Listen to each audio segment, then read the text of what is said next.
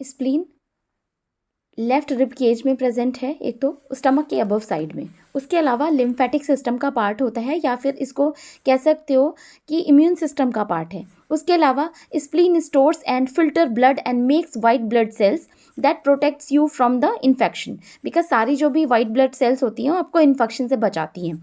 उसके अलावा और भी बहुत सारी डिजीज़ हैं, मे डिजीज़ एंड कंडीशंस में affect from the spleen works. उसके अलावा जैसे spleen ruptured spleen can be fatal, काफ़ी मतलब हार्मफुल भी हो सकती है। उसके अलावा उसके बारे में बात करें, spleen is a small organ that sits inside your left rib cage. तो आपने देखा होगा कि इस वाली जो भी इमेज में मैं शो कर रही हूँ, लिम्फेटिक सिस्टम या इम्यून सिस्टम का पार्ट है। उसके अलावा डिजीज़ से बचाने में, क्योंकि जितने भी आप कहते हैं फिल्टर्ड ब्लड, उसके अलावा ब्लड को स्टोर करने का काम, उसके अलावा filter blood by removing cellular waste and getting rid of old and damaged blood cells, उनको बाहर निकालती है। उसके अलावा बात करो तो वाइट सेल ब्लड सेल्स का फॉर्मेशन होता है, और antibodies that helps you to fight infection. तो इन्फेक्शन से सबसे ज़्यादा जो आपका इम्यून सिस्टम काफ़ी स्ट्रांग होता है इसकी वजह से। Mainly the level of fluid in your body which is very very important, produce antibodies that protects you against infection. Anatomy की बात करें तो white pulp and red pulp, दो तरह के इसमें जो है टिश्यूज़ होते हैं। मेनली अगर वाइट पल्प की बात करते हैं, as a part of immune system the white pulp produces white blood cells. These blood cells make antibodies fights infection and उसके अलावा रेड पल्प की बात करते हो तो रेड ब्लड पल्प जो है एक्ट लाइक अ फिल्ट्रेशन या फिल्टर का काम करती हैं, और जितना भी वेस्ट होता है उसको रिमूव करती हैं आपके ब्लड से। उसके अलावा गेट रिड ऑफ ओल्ड और damaged blood sales. Red pulp also destroys bacteria, जो भी वायरसेस आपकी बॉडी में आते हैं उसको डिस्ट्रॉय करती है। कंडीशन इसके डिसऑर्डर की अगर बात करते हैं तो इसमें मेनली जो होते हैं एनलार्ज स्प्लीन, स्प्लीमोलॉजी या several conditions can cause the spleen to swell और गेट टू बिग, बड़ी हो जाती हैं और उसकी वजह से प्रॉब्लम फेस कर सकते हो आप। इसमें है enlarge spleen can cause pain and uncomfortable feeling of fullness, या आपको बहुत भरा भरा सा फील होगा even if you have not eaten anything.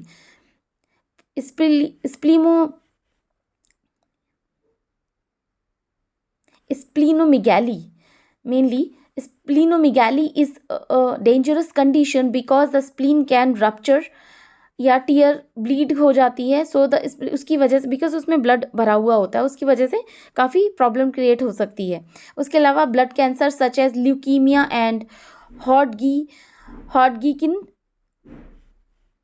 Lymphoma and cancer is other part of the body that metastasized, separate or spread to the spleen or blood clot in the spleen or the liver.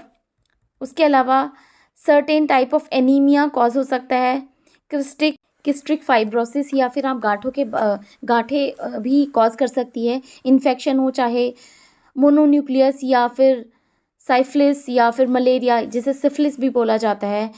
एंडोकार्डियक infection हो सकता है heart में।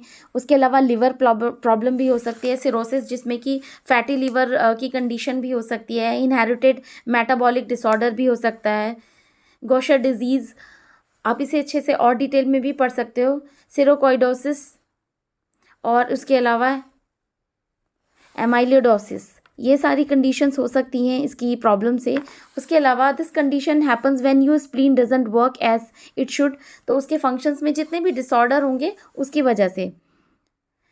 Colic disease या sickle cell disease या sickle cell anaemia हो सकता है, जिसमें कि हीमोग्लोबिन की कमी हो जाती है आपके शरीर में, और डैमेज या रप्चर हो जाए अगर स्प्लीन का, उसकी वजह से नोज़िया, हार्ट बीट बढ़ जाती है, डिजीनेस फील होने लगती है या पेन फील होने लगता है रिब के जहाँ पे लेफ़्ट साइड में जो रिब केज में प्रेजेंट है आपके स्टमक के ऊपर।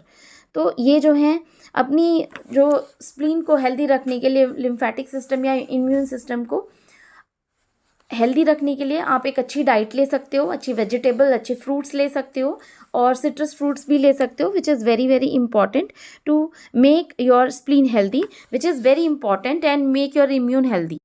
सो guys thank you so much for the video. अगर वीडियो अच्छी लगी है तो शेयर कर देना अपने फ्रेंड्स के साथ, तो एक हेल्प हो जाती है उन लोगों को भी।